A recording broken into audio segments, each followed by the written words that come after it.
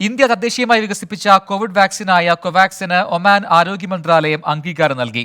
Covaxin 2 dose സ്വീകരിച്ചവർക്ക് ഒമാനിൽ പ്രവേശനം അനുവദിക്കുമെന്ന് സിവിൽ ഏവിയേഷൻ വിഭാഗം അറിയിച്ചു. നേരത്തെ ഇന്ത്യയിൽ നിർമ്മിക്കുന്ന കോവിഷീൽഡിനും ഒമാൻ അംഗീകാരം നൽകിയിരുന്നു. നിരവധി പ്രവാസികൾക്ക് പുതിയ തീരുമാനം ആശ്വാസമാകും. സൗദിയിൽ ഇന്ന് 55 കോവിഡ് കേസുകളും 3 മരണവും റിപ്പോർട്ട് ചെയ്തു. 2220 പേർ ഇപ്പോൾ ചികിത്സയിലുണ്ട്.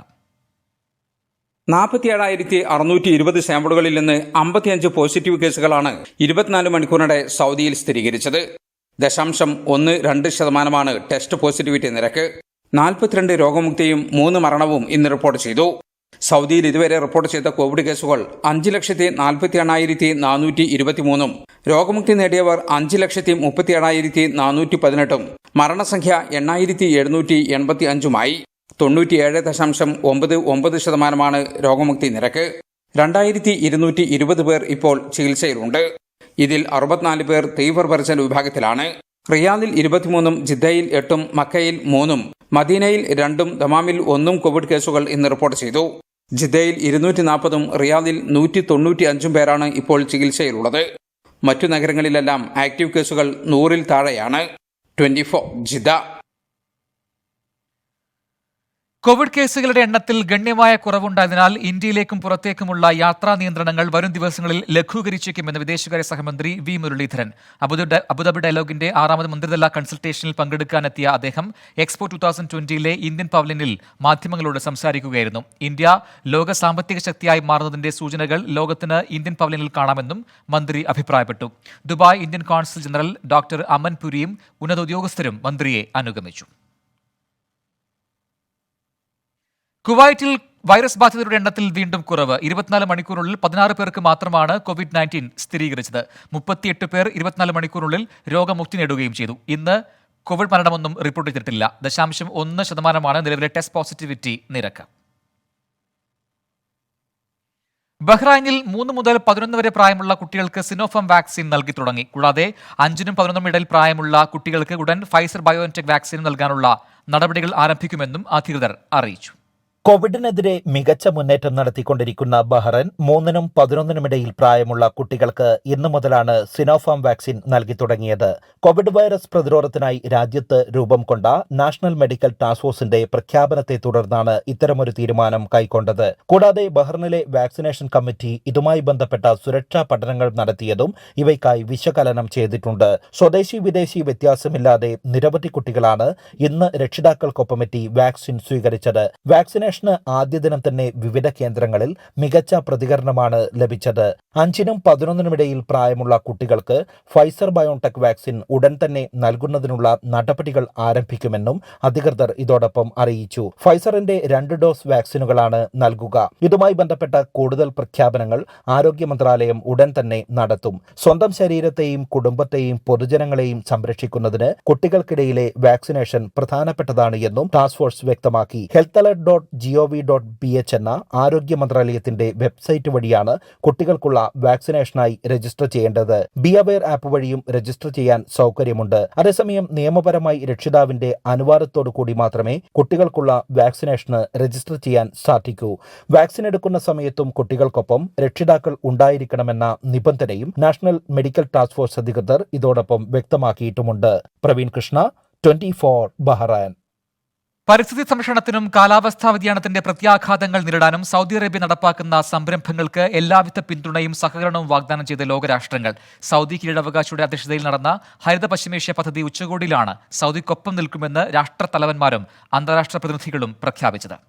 സൗദി കിരീടാവകാശി അമീർ മുഹമ്മദ് ബിൻ സൽമാന്റെ അധ്യക്ഷതയിൽ നടന്ന ഹരിത പശ്ചിമേഷ്യ പദ്ധതി ഉച്ചകോടിയിലാണ് സൗദി അറേബ്യ നടപ്പാക്കുന്ന സംരംഭങ്ങൾക്ക് എല്ലാവിധ പിന്തുണയും സഹകരണവും ലോകരാഷ്ട്രങ്ങൾ വാഗ്ദാനം ചെയ്തത്.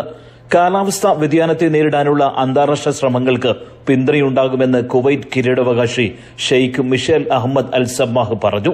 കാലാവസ്ഥാ വ്യതിയാനത്തെ ചെറുക്കാൻ ലക്ഷ്യമിട്ടുള്ള ശ്രമങ്ങൾ വിജയം നേടുന്നതിന്റെ ഏറ്റവും മികച്ച തെളിവാണ് ഈ ഉച്ചകോടിയെന്നും കുവൈറ്റ് കിരീടാവകാശി വ്യക്തമാക്കി. സൗദി ആരംഭിച്ച ഗ്രീൻ പദ്ധതികളിൽ ഏറെ പ്രതീക്ഷയുണ്ടെന്ന് ജോർഡൻ കിരീടാവകാശി ഹുസൈൻ ബിൻ അബ്ദുള്ള രണ്ടാമൻ പറഞ്ഞു. സൗദിയുടെ green middle east initiative movement ആഗോളതലത്തിൽ സംയുക്ത പാരിസ്ഥിതിക പ്രവർത്തന രംഗത്ത് വലിയ കുതിച്ചുചാട്ടമാകുമെന്ന് പ്രതീക്ഷിക്കുന്നതായി ഖത്തർ ഊർജ്ജകാര്യ സഹമന്ത്രി സഹദ് ബിൻ ഷരീദ അൽ ഖാബിയും പറഞ്ഞു. ഉച്ചകോടി ചരിത്രപരമാണ്. പ്രകൃതിയിലും കാലാവസ്ഥാ വ്യതിയാനങ്ങളിലും എല്ലാവരും ശ്രദ്ധ ചെലുത്തണം. ഭാവി തലമുറകൾക്ക് ആരോഗ്യകരമായ പ്രകൃതി ഉണ്ടാക്കണമെന്നും ബ്രിട്ടീഷ് നിക്ഷേപ മന്ത്രി ജെറി ഗ്രിംസ്റ്റോൺ പറഞ്ഞു. ഹരിത ഭാവിയിലേക്ക് മാറുന്നതിനുള്ള പദ്ധതികൾ വികസിപ്പിക്കുമെന്ന് ഇറാഖ് ഉപപ്രധാനമന്ത്രിയും ധനകാര്യമന്ത്രിയുമായ അലി അബ്ദുൽ അമീർ അല്ലാവിയും വ്യക്തമാക്കി. സുബൈറുദ്ദീനൂർ, 24, ദമാം. ലോകത്തിന്റെ വിവിധ ഭാഗങ്ങളിൽ നിന്നുള്ള നിരവധി നിക്ഷേപകരും വൻകിട കമ്പനി മേധാവികളും നയതന്ത്രപ്രതിനിധികളുമാണ് റിയാദിൽ നടക്കുന്ന ഫ്യൂച്ചർ ഇൻവെസ്റ്റ്മെന്റ് ഇനീഷ്യേറ്റീവ് സംഗമത്തിൽ പങ്കെടുക്കുന്നത്. ലോകം അനുഭവിക്കുന്ന പ്രതിസന്ധികൾക്കുള്ള പരിഹാരം കണ്ടെത്തുകയാണ് മാനവികതയിൽ നിക്ഷേപിക്കുക എന്ന തലക്കെട്ടോടെ നടക്കുന്ന സംഗമം. ലോകത്തിന്റെ വിവിധ ഭാഗങ്ങളിൽ നിന്നായി 300-ലേറെ വൻകിട കമ്പനി മേധാവികളും നിക്ഷേപകരും നയതന്ത്രജ്ഞരുമാണ് റിയാദ് കിങ് അബ്ദുൽ അസീസ് അന്താരാഷ്ട്ര കോൺഫറൻസ് കേന്ദ്രത്തിൽ വെച്ച് നടക്കുന്ന ഫ്യൂച്ചർ ഇൻവെസ്റ്റ്മെന്റ് ഇനിഷ്യേറ്റീവ് 5ാം വാർഷിക സമ്മേളനത്തിൽ പങ്കെടുക്കുന്നത്. 3 ദിവസം നീളുന്ന സമ്മേളനം ലോകമനുഭവിക്കുന്ന പ്രതിസന്ധികളിലാണ് ചർച്ചയും പരിഹാരവും തേടുന്നത്. പ്രമുഖ ആക്ടിവിസ്റ്റും ഗായികയുമായ ഗ്ലോറിയ ഗെയ്നർ അവരുടെ ഐ വിൽ സർവൈവ് എന്ന ഹിറ്റ് ഗാനം ആലപിച്ചുകൊണ്ടാണ് സമ്മേളനത്തിന് തുടക്കം കുറിച്ചത്. ലോകത്തെല്ലായിടത്തും കോവിഡ് വാക്സിൻ എത്താതെ പ്രതിസന്ധിയിൽ നിന്ന് കരകയറാനാകില്ലെന്ന് ആഗോള നിക്ഷേപ സമ്മേളനം അഭിപ്രായപ്പെട്ടു. മനുഷ്യർ നേരിടുന്ന വെല്ലുവിളികൾ പരിഹരിക്കാൻ നിക്ഷേപം നടത്തുക എന്നതാണ് സമ്മേളനത്തിന്റെ പ്രമേയം. ആരോഗ്യം, വിദ്യാഭ്യാസം, റോബോട്ടിക്സ്, ആർട്ടിഫിഷ്യൽ ഇന്റലിജൻസ്, പരിസ്ഥിതി എന്നീ മേഖലകളിലെ നിക്ഷേപ സാധ്യതകളും വെല്ലുവിളികളും സംഗമത്തിൽ ചർച്ചയായി. സൗദിയിലെ നിയോം, ചെങ്കടൽ പദ്ധതി എന്നിവയുമായി ബന്ധപ്പെട്ട കരാറുകളും പരിപാടിയിൽ ഒപ്പുവെച്ചു. കോവിഡ് വാക്സിൻ ലോകത്തുടനീളം വേഗത്തിലാക്കേണ്ടതിന്റെ പ്രാധാന്യം നയതന്ത്രജ്ഞരും ചൂണ്ടിക്കാട്ടി. ഇന്ത്യയിൽ നിന്നും Lulu group MD MA Yusuff Ali, Tata Oyo മേധാവികളും സമ്മേളനത്തിൽ സംബന്ധിക്കുന്നുണ്ട്. സുബൈറുദ്ദീനൂർ, 24, ദമാം. കുവൈത്തിൽ ഒക്ടോബർ 17 മുതൽ ഒരാഴ്ചയ്ക്കിടെ നിയമലംഘനത്തിന് പിടിയിലായ 662 പ്രവാസികളെ നാടുകടത്തി. ഇതിൽ 447 പേർ പുരുഷന്മാരും 215 പേർ സ്ത്രീകളുമാണ്. റെസിഡൻസി നിയമലംഘനങ്ങൾക്ക് പിടിയിലാകുന്നവരെ 3 ദിവസത്തിനകം നാടുകടത്തണമെന്നാണ് ആഭ്യന്തര മന്ത്രാലയം ഉദ്യോഗസ്ഥർക്ക് നിർദ്ദേശം നൽകിയിട്ടുള്ളത്. നിരവധി തവണ പൊതുമാപ്പ് നൽകിയിട്ടും ഇപ്പോഴും 10,000-കണക്കിന് പേർ നിയമലംഘകരായി രാജ്യത്ത് തുടരുന്നുണ്ട് എന്നും അധികൃതർ അറിയിച്ചു. കുവൈറ്റ് ആഭ്യന്തരമന്ത്രി ഷെയ്ഖ് തമർ അലിസബ അൽസബയുമായി കൂടിക്കാഴ്ച നടത്തി ഇന്ത്യൻ സ്ഥാനപതി സിബി ജോർജ്. ആരോഗ്യരംഗം, സുരക്ഷ തുടങ്ങിയ വിഷയങ്ങൾ കൂടിക്കാഴ്ചയിൽ ചർച്ചയായി. ഇന്ത്യൻ സമൂഹത്തിന്റെ കുവൈറ്റിലെ പ്രവർത്തനങ്ങളും ചർച്ചാ വിഷയമായി. കോവിഡ് പ്രതിസന്ധി ഘട്ടത്തിൽ ഇന്ത്യക്ക് കുവൈറ്റ് നൽകിയ പിന്തുണയ്ക്ക് സ്ഥാനപതി സിബി ജോർജ് കുവൈറ്റ് ഭരണനേതൃത്വത്തിനുള്ള നന്ദിയും അറിയിച്ചു. സൗദിയിലെ അബീർ മെഡിക്കൽ ഗ്രൂപ്പിന് കീഴിൽ അത്യാധുനിക സൗകര്യങ്ങളോടെ ദന്തചികിത്സാ കേന്ദ്രം പ്രവർത്തനം ആരംഭിച്ചു. നിബ്രാസ് അൽ സാഹ എന്നു പേരിലുള്ള സ്പെഷ്യലൈസ്ഡ് ഡെന്റൽ കെയർ സെന്റർ ജിദ്ദയുടെ ഹൃദയഭാഗമായ ഷറഫിയയിലാണ് പ്രവർത്തിക്കുന്നത്. പാസ്പോർട്ട് വിഭാഗം general manager Mansoor Al Muthairi ഉദ്ഘാടനം നിർവഹിച്ചു. ദന്തപരിചരണത്തിന്റെ പ്രാധാന്യം ഉൾക്കൊണ്ടാണ് എല്ലാ പ്രായക്കാർക്കുമായി പ്രത്യേക ചികിത്സാലയം ആരംഭിച്ചതെന്ന് Abeer group vice president doctor Jamshid Ahmed പറഞ്ഞു. ബോർഡ് അംഗം സയ്യിദ് സുലമി, വൈസ് പ്രസിഡന്റുമാരായ doctor Afsar Jabir, executive director doctor Ahmed Alungal തുടങ്ങിയവർ ചടങ്ങിൽ സംബന്ധിച്ചു. മുല്ലപ്പെരിയാർ അണക്കെട്ട് 142 അടി ജലനിരപ്പ് വരെ സുരക്ഷിതമെന്ന് കേരളം. ഇക്കാര്യം അംഗീകരിച്ച ഉന്നതതല യോഗത്തിന്റെ മിനിറ്റ്സ് 24 പുറത്തുവിട്ടു. കാലവർഷത്തിന്റെ പശ്ചാത്തലത്തിൽ ഇപ്പോൾ 137 അടിയിൽ ജലനിരപ്പ് നിലനിർത്തണമെന്നും ഉന്നതതല യോഗത്തിൽ കേരളം ആവശ്യപ്പെട്ടു. അതേസമയം മുല്ലപ്പെരിയാർ ജലനിരപ്പിൽ മാറ്റം വേണ്ട എന്ന് മേൽനോട്ട സമിതി സുപ്രീം കോടതിയെ അറിയിച്ചു. മുല്ലപ്പെരിയാർ അണക്കെട്ട് 142 അടി വരെ ജലം സംഭരിക്കാൻ ഘടനാപരമായും ജലശേഷിയിലും ഭൂകമ്പ പ്രതിരോധ ശേഷിയിലും സുരക്ഷിതമാണെന്ന് കേരളവും തമിഴ്നാടും ഒരുപോലെ അംഗീകരിച്ചതായി ഉന്നതതല യോഗത്തിലെ മിനിറ്റ്സിൽ വ്യക്തമാക്കി. എന്നാൽ കാലവർഷത്തിന്റെ പശ്ചാത്തലത്തിൽ ഇപ്പോൾ 137 അടിയിൽ ജലനിരപ്പ് നിലനിർത്തണമെന്നും ചൊവ്വാഴ്ച ചേർന്ന ഉന്നതതല യോഗത്തിൽ കേരളം ആവശ്യപ്പെട്ടതായി മിനിറ്റ്സിൽ പറയുന്നു. ടണൽ വഴി വെള്ളം കൊണ്ടുപോകാൻ എല്ലാ ശ്രമവും നടത്തുമെന്ന് തമിഴ്നാട് അറിയിച്ചു. ഈ മിനിറ്റ്സിന്റെ അടിസ്ഥാനത്തിലാണ് additional solicitor general Aishwarya Bhati supreme കോടതിയിൽ ഇന്ന് മേൽനോട്ട സമിതിയുടെ നിലപാട് അറിയിച്ചത്.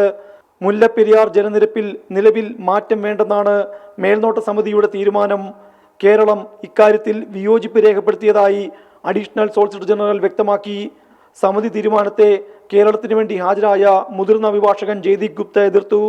തുടർച്ചയായ വർഷങ്ങളിൽ കേരളത്തിൽ പ്രളയമുണ്ടാകുന്നു. മുല്ലപ്പെരിയാർ അണക്കെട്ട് തന്നെ പ്രളയത്തിനുള്ള കാരണമാണ്. ഒരു പരിധിക്കപ്പുറം അണക്കെട്ടിൽ നിന്ന് വെള്ളം ഒഴുക്കിവിട്ടാലും പ്രളയമുണ്ടാകും. കനത്ത മഴയത്ത് 142 അടി അപകടകരമാണ്. 139 അടിയാണെങ്കിൽ അപകടാവസ്ഥ കുറയുമെന്നും കേരളം ചൂണ്ടിക്കാട്ടി. കേരളത്തിന്റെ ആശങ്കകൾ ഊതിപ്പെരിപ്പിച്ചതാണെന്നായിരുന്നു തമിഴ്നാടിന്റെ വാദം. ആശങ്ക വേണ്ടെന്ന് മുഖ്യമന്ത്രി പിണറായി വിജയൻ നിയമസഭയിൽ പറഞ്ഞതും തമിഴ്നാട് ചൂണ്ടിക്കാട്ടി. സാമൂഹ്യ മാധ്യമങ്ങളിൽ വലിയ ക്യാമ്പയിനുകൾ നടക്കുന്നു. 142 അടി ജലനിരപ്പ് നിലനിർത്താൻ അവകാശമുണ്ടെന്നും തമിഴ്നാട് വ്യക്തമാക്കി. ജലനിരപ്പിൽ മാറ്റം വേണ്ടെന്ന മേൽനോട്ട സമിതിയുടെ തീരുമാനത്തിൽ മറുപടി അറിയിക്കാൻ ജസ്റ്റിസ് AM ഖാൻവിൽക്കർ അധ്യക്ഷനായ ബെഞ്ച് കേരളത്തിന് സമയം നൽകി. നാളെ ഉച്ചയ്ക്ക് 2-ന് കേസ് വീണ്ടും പരിഗണിക്കും. MP പ്രദീപ് കുമാർ, 24 ഡൽഹി. മുല്ലപ്പെരിയാർ വിഷയത്തിൽ കേരളത്തിന് കത്തയച്ച് തമിഴ്നാട്. ഇരു സംസ്ഥാനങ്ങളിലെയും ജനങ്ങളുടെ താൽപര്യങ്ങൾ സംരക്ഷിക്കുമെന്ന് തമിഴ്നാട് മുഖ്യമന്ത്രി MK സ്റ്റാലിൻ വ്യക്തമാക്കി. വൈഗ ഡാമിലേക്ക് പരമാവധി ജലം എത്തിക്കുന്നുണ്ട്. ഡാമിലേക്ക് എത്തുന്ന ജലത്തിന്റെ അളവ് കൃത്യമായി പരിശോധിക്കാൻ ഉദ്യോഗസ്ഥർക്ക് നിർദ്ദേശം നൽകി. ഇത് കേരളത്തിലെ ഉദ്യോഗസ്ഥർക്കും യഥാസമയം നൽകും. സുപ്രീംകോടതി നിർദ്ദേശിച്ച അളവിലുള്ള ജലം മാത്രമാണ് ഡാമിൽ നിലനിർത്തിയത് എന്നും MK സ്റ്റാലിൻ മുഖ്യമന്ത്രി പിണറായി വിജയൻ അയച്ച കത്തിൽ പറയുന്നു. പെഗസസ് ഫോൺ ചോദ്യത്തിൽ അന്വേഷണത്തിന് വിദഗ്ധ സമിതി.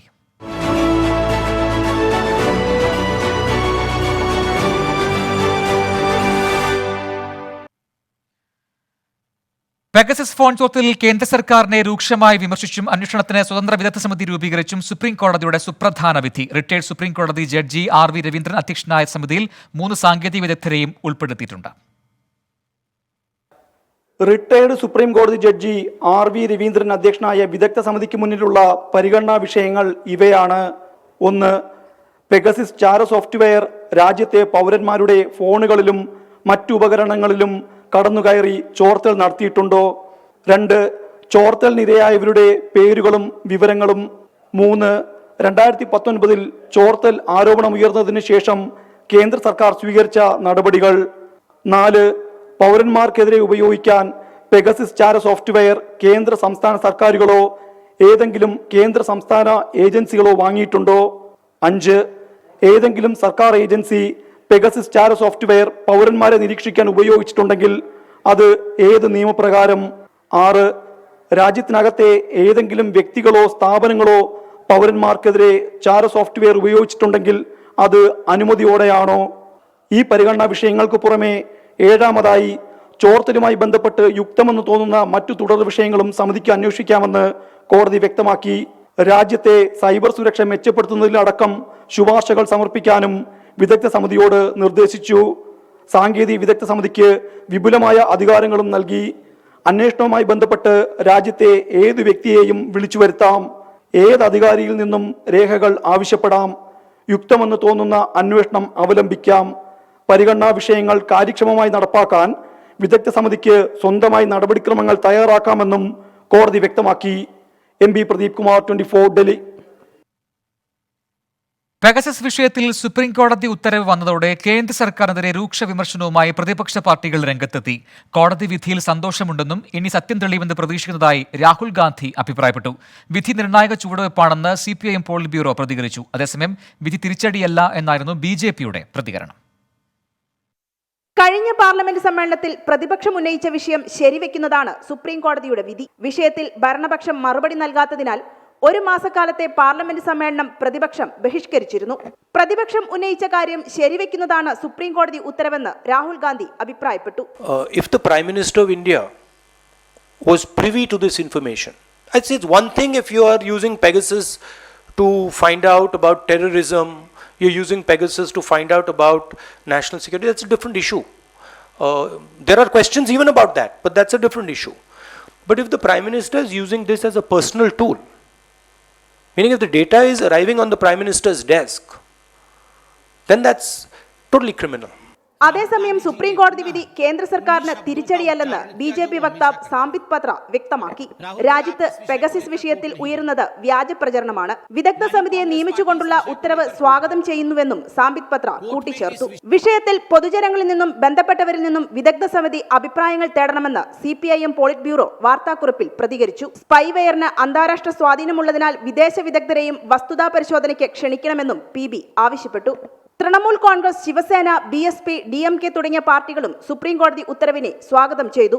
24 ഡൽഹി. പേരൂർക്കടയിലെ ദത്ത് വിവാദത്തിൽ അനുപമയുടെ അച്ഛൻ PS ജയേന്ദ്രനെതിരെ CPIM അന്വേഷണ കമ്മീഷൻ. പേരൂർക്കട ഏരിയ കമ്മിറ്റി യോഗമാണ് 3-അംഗ കമ്മീഷനെ നിയോഗിച്ചത്. 2 ആഴ്ചയ്ക്കകം അന്വേഷണം പൂർത്തിയാക്കണം. അതുവരെ പാർട്ടി പരിപാടികളിൽ നിന്നും PS ജയേന്ദ്രനെ മാറ്റി നിർത്തും. അതേസമയം സംസ്ഥാന തലത്തിൽ വനിതാ നേതാവിനെ ഉൾപ്പെടുത്തി അന്വേഷണം വേണമെന്നാണ് അനുപമയുടെ ആവശ്യം. തിങ്കളാഴ്ച മുതൽ സ്കൂളുകൾ തുറക്കുന്നതിന്റെ ഭാഗമായി പാലിക്കേണ്ട അക്കാഡമിക് മാർഗരേഖ പുറത്തിറക്കി. സ്കൂൾ തുറക്കുന്നത് ആഘോഷമാക്കാനാണ് പൊതുവിദ്യാഭ്യാസ വകുപ്പിന്റെ തീരുമാനം.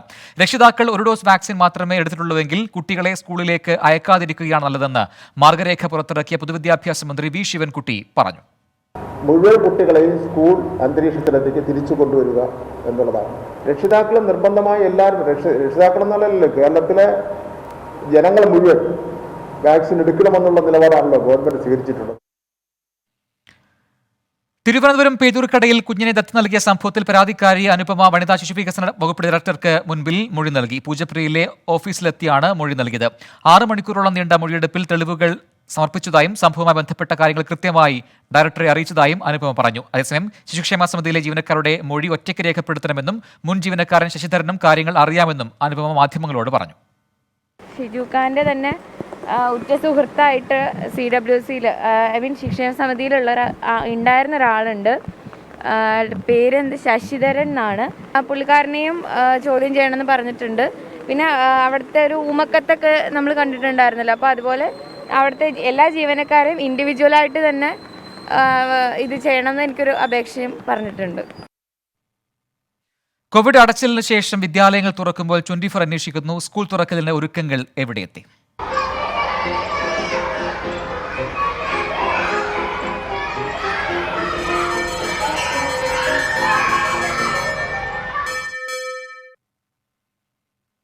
വിദ്യാലയങ്ങളിലേക്ക് മടങ്ങിയെത്തുന്ന കുട്ടികൾക്കായി സൗകര്യങ്ങൾ ഒരുക്കുന്ന തിരക്കിലാണ് കണ്ണൂരിലെ ജയിൽ വകുപ്പ് അധികൃതരും അന്തേവാസികളും. Pallikkunnu government higher secondary school ശുചീകരിച്ചാണ് ജയിൽ ഉദ്യോഗസ്ഥരുടെയും അന്തേവാസികളുടെയും വ്യത്യസ്ത ഇടപെടൽ.